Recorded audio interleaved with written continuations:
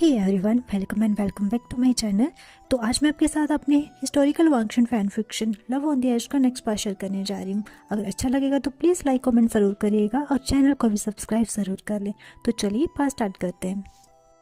तो last part हमने छोड़ा था जहाँ लैन शिचान और चिंग जुन वांगजी को सेक्लूजन से बाहर लाने के लिए कोल्ड केव में उसे मनाने जाते हैं और शिचान वांगजी को बर्थडे विश करके वहाँ से बाहर चला जाता है ताकि चिंग जुन और वांगजी बात कर सके। अब आगे तो लास्ट पार्ट हमने छोड़ा था जहाँ लैन शिचान और चिंग जुन वांगजी को सेक्लूजन से बाहर लाने के लिए कोल्ड केव में मनाने जाते हैं और शिचान वांगजी को बर्थडे विश करके बाहर चला जाता है ताकि चिंग जुन और वांगजी बात कर सके। अब आगे वांगजी एक चट्टान पर बैठा हुआ एकटक सामने की ओर देखे जा रहा था। चिंग जुन भी अपने बेटे के पास जाकर बैठ जाते हैं जिससे वांगजी के चेहरे पर कोई फर्क तो नहीं दिखता, पर वांगजी की मुट्ठी उसके कपड़ों पर टाइट हो जाती है जो कि चिंग जुन को बताने के लिए काफी थी कि वांगजी का ध्यान है उनकी ओर। पर आज उन्हें वांगजी इग्नोर करके वहां से उठकर नहीं जाता बल्कि सेम पोजीशन में बैठा रहता है।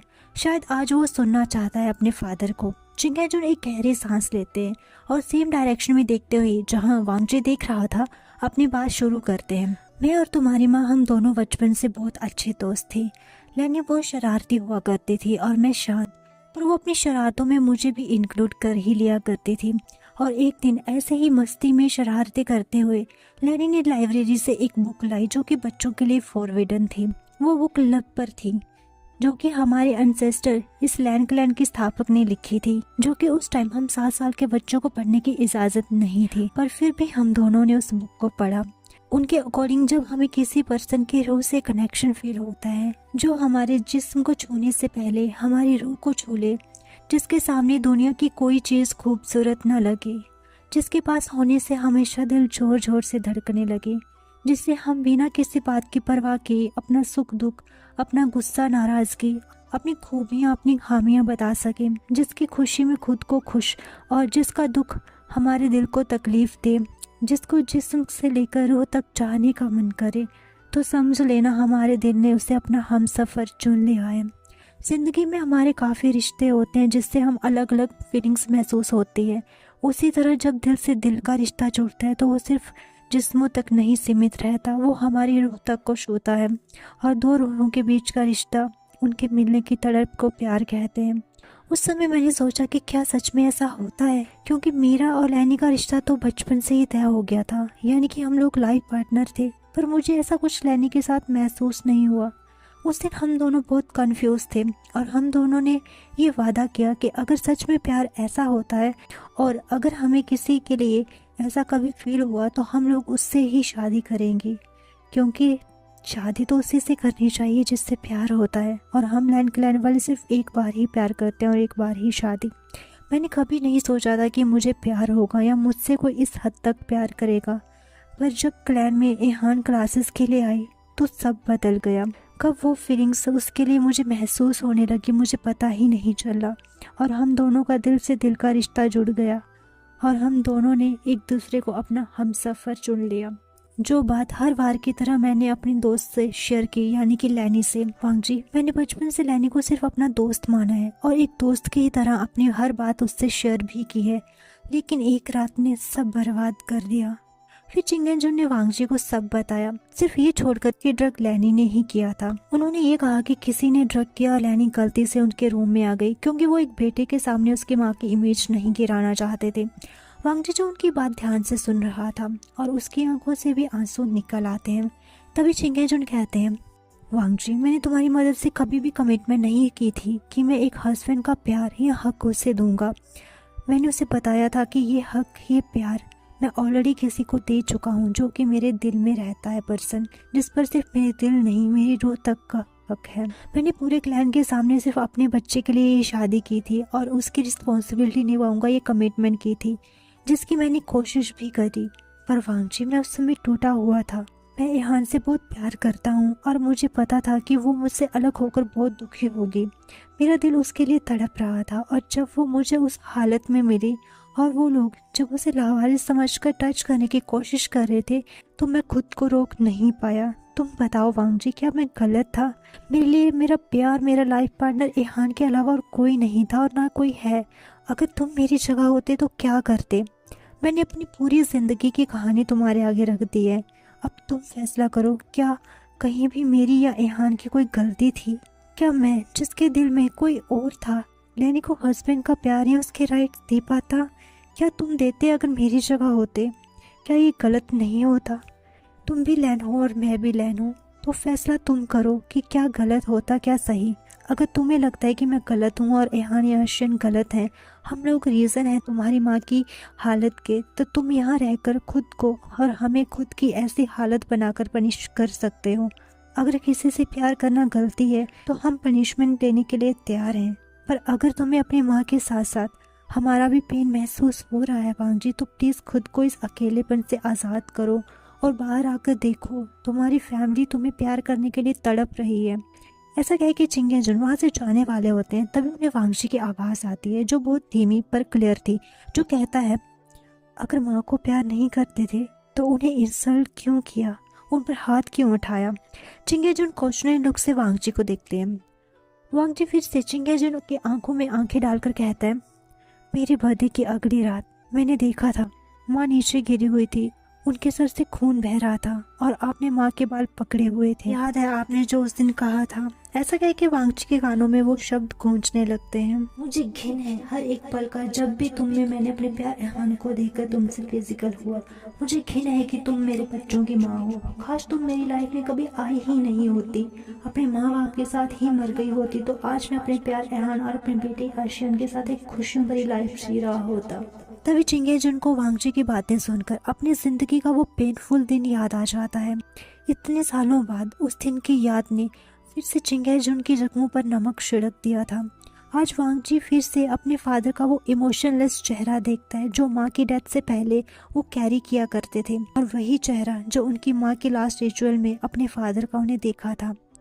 तभी वांगजी को चिंगेजुन की आवाज़ आती है जो उनके फेस की तरह इमोशनलेस थी, जो कहते हैं, क्योंकि जब जलती हुई जिंदा लाश को छेड़ोगे तो उसकी आग की जलन तो महसूस होगी ही।